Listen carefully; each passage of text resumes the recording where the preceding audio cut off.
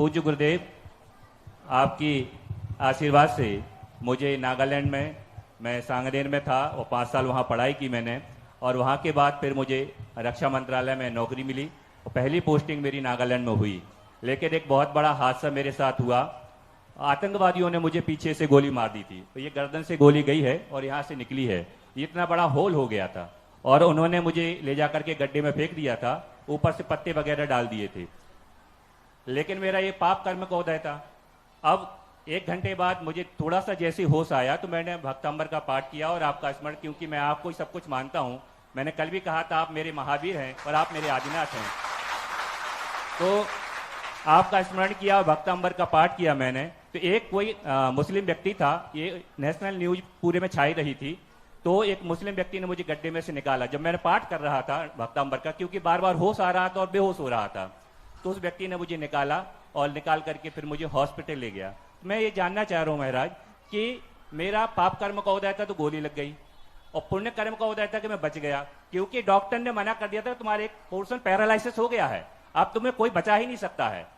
उसके बावजूद भी मैं दरवाजे के पीछे स्कूल से चौक ला करके महावीर स्वामी की जय लिखता था और धीरे धीरे हाथ की प्रैक्टिस करता था। तो मेरा वो पाप कर्म था, अब ये पुण्य, दोनों एक साथ कैसे हो सकते हैं भगवान?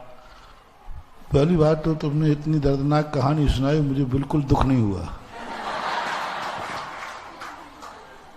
और मुझे इतनी खुशी हुई कि हमारे संस्थान का छात्र गोली खाने की भी हिम्मत रखता है। और मुझे इतनी खुशी हुई कि हमारे संस्थान का छात्र एक सैनिक स्कूल का टीचर है, और उन्होंने इसलिए गोली मारी है क्योंकि तुम सैनिक के बच्चों को पढ़ाते हो और सैनिक उनके दुश्मन हैं, इसलिए वो उनको तो परेशान करना उनका मकसद होता है। तो ये तो बहुत गर्व की बात है। मैं तो कहता हूँ छात्रावास का बच्चा मिलिट्री में अपना कोई पदासीन करे, देश के लिए काम आए, बहुत बड़ी चीज़ है। दूसरी बात है, लोग कहते हैं कि छात्रावास में पढ़ने वाले लोग पंडित ही बनते हैं। लो तुम्हारे सामने बैठ खड़ा है कि छात्रावास के पढ़ने वाले मिलिट्री स्कूलों के शिक्षक भी बनते हैं। और गोली देश के नाम से, किसी के नाम से प्राण भी जाते हैं तो वह गर्व की चीज होती है। सैनिक जब मरता है तो पाप कर्म के उदय से नहीं बनता है, पुण्य कर्म के उदय से बनता है, क्योंकि वो देश के लिए मरा है, इसलिए उसको शहीद कहते हैं। उसकी दुर्गति नहीं होती। आज तक किसी भी धर्म में सैनिक को दुर्गति नहीं भेजा, सैनिक के मरने के बाद दुर्गति नहीं भेजी, क्योंकि वो है बहुत बड़ा पुण्य कमाते हुए इस प्रकार की। रही बात दूसरी कि आपको उस गोली ने भी कुछ नहीं बिगाड़ पाया, ये संस्थान के 5 साल का संस्कार था और आशीर्वाद था।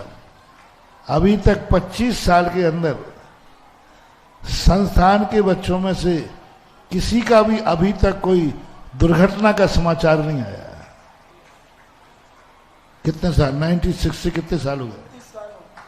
29 साल में छात्रावास के किसी छात्र का ऐसा कोई समाचार नहीं आया जिसमें कोई दुर्घटना हुई हो, ऐसी कोई बात हुई हो। तो जब संस्थान के इतिहास में ये कॉपी में नहीं है तो तुम कैसे मर सकते थे? संस्कार बहुत चीज होती है। हम पुण्य, पता नहीं पुण्य हमारे किस दरवाजे, किस मोड़ पर कब काम आ जाए, और दोनों एक साथ चलते हैं। एक क्षण में पाप का उदय, एक क्षण में पुण्य का उदय, सेकंडों में बदलता रहता है। एक सेकंड में अशुभ कर्म का उदय आ जाए, दूसरे सेकंड में पुण्य आ जाए, तो ये सब चलता रहता है। और तुम अपने आप को ये मानो कि हम कैसे मर जाते, तुम्हें तो जिज्ञासा समाधान का संचालन करना था पथरिया में।